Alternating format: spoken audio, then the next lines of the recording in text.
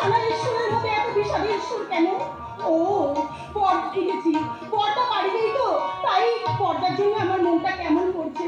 সত্যিই তো, আর যদি আমার বরটা বাড়িতে থাকতো তাহলে আমাকে কতই না ধুমধাম করে বিয়ে দিত।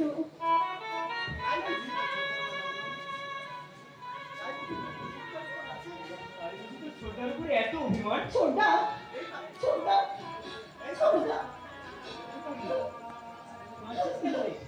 আজকে তুমি কি চলতে আছো? দেখি বাহ, কি সুন্দর লাগছে তোকে, ভারী সুন্দর মানিয়েছে রে। সুন্দর মানিয়েছে, সুন্দর লাগছে। তুই তো দেখতে পাস না ছোটা, এর কেমন করে বলি আমাকে সুন্দর লাগছে? বল রে ছোটা, বল আমাকে সুন্দর লাগে কেমন করে বলি, বল না। আমার চোখগুলো অন্ধ হলে আমার হৃদয়টা তো অন্ধ হয়ে যায় রে। তাই হৃদয়ের দৃষ্টি দিয়ে আমি তোর কাজটাকে কল্পনা করে নিলাম। ছোটা ছোটা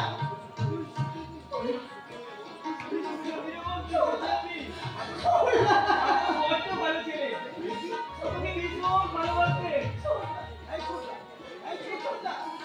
আমার আমার একটা কথা আছে ছোটা, রাখবি? কত কথা রাখলাম, তোর কোথায় তো বাচ্চা নেই কেন? বল বল, কি বলছিস বল। ছোটাকে তুফানিতে ভুলে আমার নতুন করে সংসার পাতল করতে না, আমার মতোই মূল্যহীন বোঝাটাকে অন্য আরেক ছেলের উপর চাপিয়ে দিয়ে আমাদের মূল্যবান জীবনটাকে নষ্ট করতে পারবো না। আরে এই যে আপনি এখনো এখানে দাঁড়িয়ে কথা বলছেন? আরে মশাই, বর এসে গেছে। ওদিকে অন্ধ মেসমশাই একা হাতে সবকিছু সামলাতে গিয়ে একেবারে হিমশিম কাটছে। ওই অন্ধ বলে কি আপনি অতিথি আপ্যায়নটুকুও করতে পারবেন না? সরি বাবু, সরি। আপনি বউদের গেট করে আমাদের যেভাবে আমাদের উপকার করে চলেছেন তার জন্য আপনাকে অসংখ্য ধন্যবাদ। আমি এক্ষুনি যাচ্ছি। বাহ, অপূর্ব। এই বেশে কি সুন্দরী না লাগছে তোমার। আজকে যদি আকাশবাবু থাকতেন আর নাইবা রইলেন, আমি তো রয়েছি রে বোন। হ্যাঁ হ্যাঁ, ডাকলাম। আর কেন ডাকলাম জানিস? তোর মতো আমারও একটা খুব সুন্দর ছোট্ট ফুটফুটে বোন ছিল, কিন্তু 10 বছর আগে এই কাল রাত্রে সাপের কামড়ে বোন আমার। ও যদি আর বেঁচে থাকতো না, ঠিক তোরই বয়সী হতো।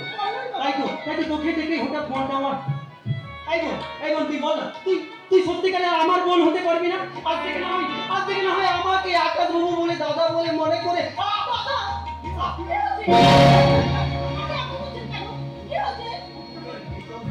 অসহ্য যন্ত্রণা।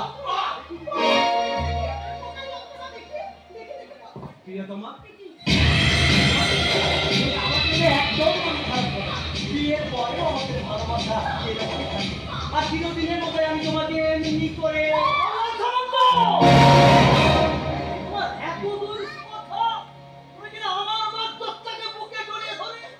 বাধ্যতা শুধু আপনার একার নয় সাগর বাবু, প্রতিমা একদিন আমার বাধ্যতা ছিল। বিশ্বাস করুন ও আমায় ভীষণ ভালোবাসে। তাই তো আমার শত কষ্ট হলো আমি হাসতে হাসতে আমার প্রতিমাকে আপনার হাতে, আপনার জীবনে প্রবেশের আগে আমি প্রতিমাকে আমার জীবন থেকে আজ চির বিদায় জানিয়ে দিই। আর এই বিদায় বেলায় প্রতিমারই অনুরোধে শেষবারের মতো আমাদের চা পাওয়ার খিদেটা মিটিয়ে নিতে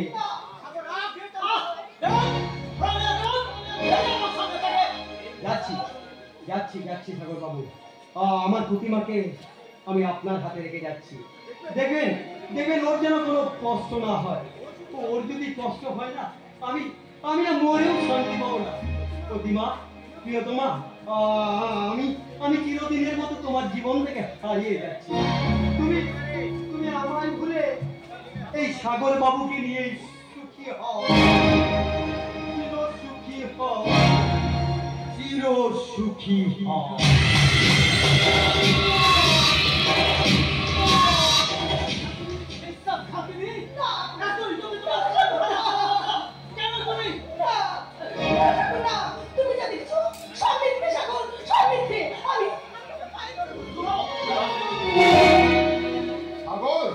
সাগর,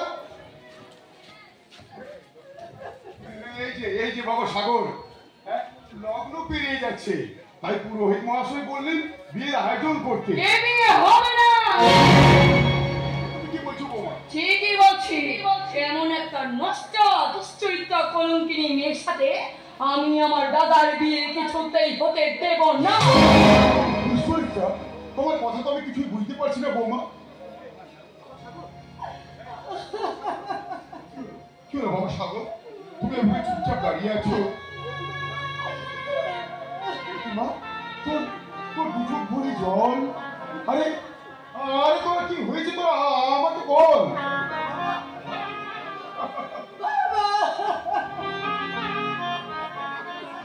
আপনার মেয়েকে যদি সুখী করতে চান তাহলে কলম সামন্তর সাথে বিয়ে দিন। কেন বাবা হঠাৎ এই কথা তুমি বলছো কেন? আজকে ওই সাগরের থেকে কলম সামন্তকে বিয়ে দিতে হবে। কারো কোনো চক্রান্তিকে ভুল বুঝে তুমি তুমি আমার প্রতিরোধে ভুল বোঝো না। বিশ্বাস করে বাবা, ও ও দুশ্চরিত্রা নয়, ও এমন কাজ কখনো করতে পারে না। আরে নয় বেসমশাই, ও পেরেছে। আপনি যদি নিজের চোখে দেখতেন, তাহলে আমার থেকে উঁচু গলায় আপনি বলতেন সাগর, সত্যি সত্যি সত্যি। সাগর,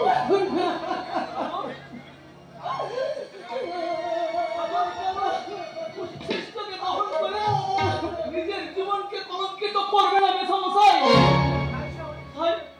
তাই যে অনেক স্বপ্নের কথা ফুল দিয়ে দেখা এই সুখের মালাটাকে টুকরো টুকরো করে ছিঁড়ে দিয়ে সাগর, সাগর, সাগর,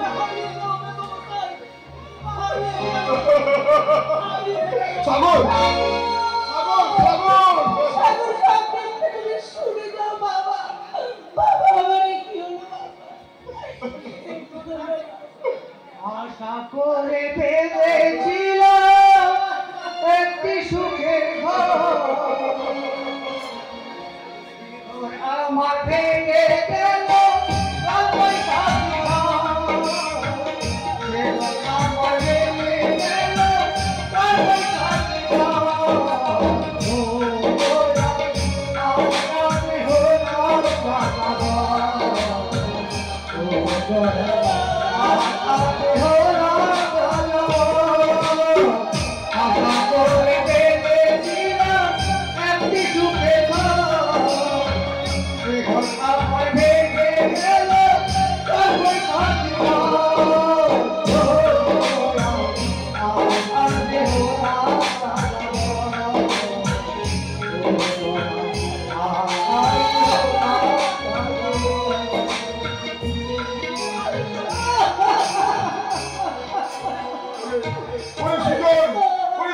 সাগরকে ফিরা, সাগর না ফিরলে আমার মাত্র সর্বনাশ হয়ে যাবে।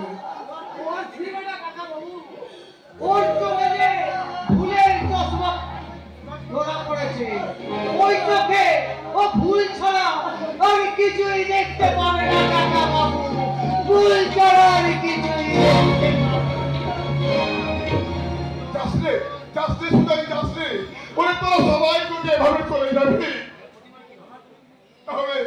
তাহলে আমার প্রতিবাদে লগ্ন ভস্ম হবে। রত্নভূষে কেন হবে বাবা? তার আগে আপনার মেয়ের গলায় দড়ি বেঁধে একটু ছড়িয়ে দিন।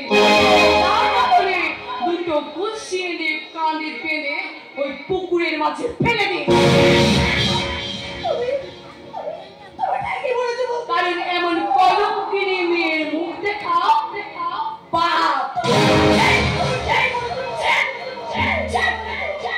আমার মতন কলঙ্কিনী মেয়ের মুখ দেখা পাপ, আমার মতন কলঙ্কিনী মেয়ের মুখ দেখা পাপ।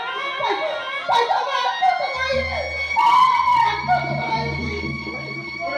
তুই চুপ কর, তুই চুপ কর। সাগর তোকে ভুল বুঝে ছেড়ে চলে গেলেও আমি তোকে লগ্ন ভস্মের কলঙ্কের কালি তোর গায়ে লাগতে দেবো না। আজ রাতেই যেখান থেকে হোক, যেমন করে হোক, আমি তোর জন্য উপযুক্ত পাত্র খুঁজে নিয়ে আনবোই আনবো। না বাবা না, আর তা হয় না বাবা, আর তা হয় না। এবার আমি আমার স্বামীর সংসারে রূপ ত্যাগ করে আমি আমার স্বপ্নকে বিসর্জন দিয়ে আমি নিজের হাতে সাজবো লগ্ন ভস্মের সাথে।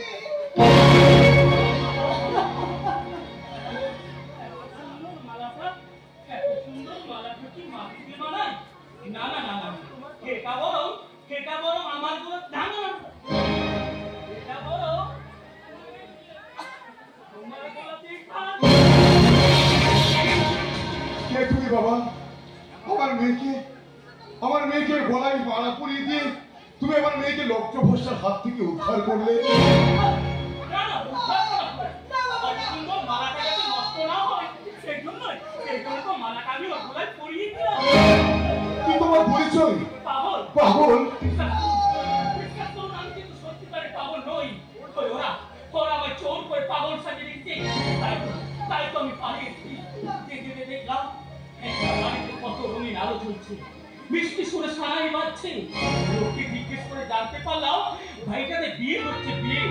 জানেন তো অনেকদিন পেট ভরে খাইনি তো, তাই আমি ভালো মতো খাওয়ার লোভে আমি এই বাড়িতে ঢুকে পড়লাম। কিন্তু দেখলাম সানাই সুরটা থেমে গেছে, আনন্দ কোলাহল বন্ধ হয়ে বেরিয়ে কান্না কান্না। আর সেই কান্নার শব্দ অনুসরণ করে এখানে এসে দেখলাম। কি দেখলে বাবা?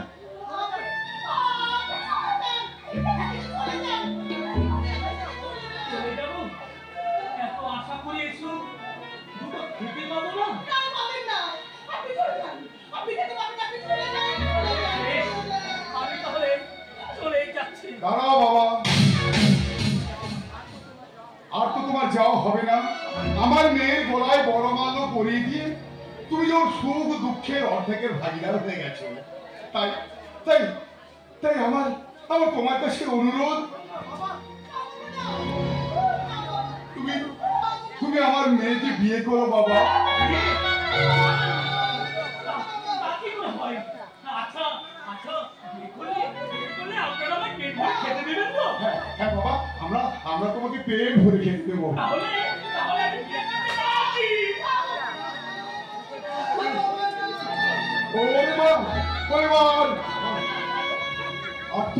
তুই অমত করিস না। এই আদর্শ ধরে কর্তব্যের তরিকাতে অকালে ডুবানোর জন্য যে চক্রান্ত চলছে, সেই চক্রান্তকে ভেদ করে আমি আমার লক্ষ্যে পৌঁছাতে চাই। আমি জানি